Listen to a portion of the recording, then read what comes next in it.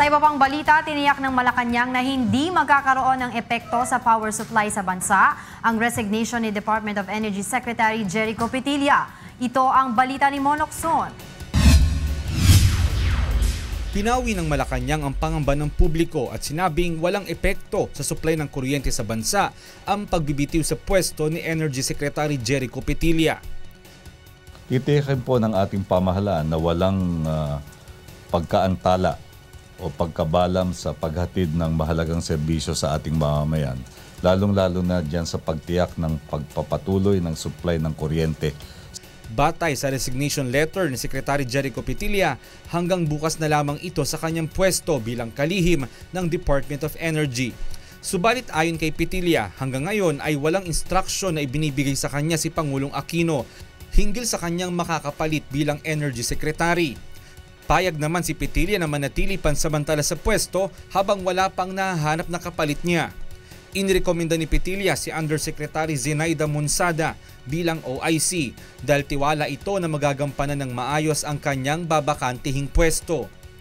Nagdesisyon si Petilla na mag-resign dahil naniniwala itong naayos na niya ang lahat ng dapat na ayusin sa DOE.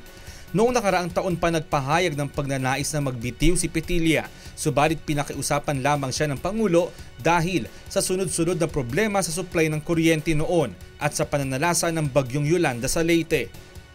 Alam nga naman, umalis ako kung in the middle of a problem.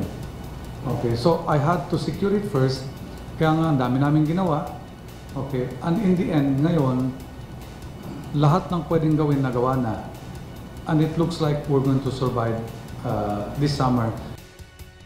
Hindi naniniwala si Bayan Muna Representative Nery Colmenares na nasolusyonan na ni Petilla ang mga problema sa sektor ng enerhiya. Kung ang ibig sabihin ng ihanda na solve niya ang energy problem natin, then that's false. In fact, lalala ang energy problem natin, lalo na with the PIRA.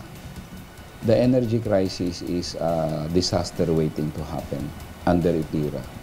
Sinabi ni Colmenares na hindi rin naman napatunayan ni Petilla na may kakulangan sa supply ng kuryente sa bansa noong sila ay nagsasagawa ng mga pagdinig kaugnay sa pagbibigay ng additional authority sa Pangulo. Hanggang sa ngayon ay hindi pa naipapasa sa Bicameral Conference Committee ang joint resolution para sa dagdag kapangyarihan ng Pangulo. Mon Locson, UNTV News Worldwide.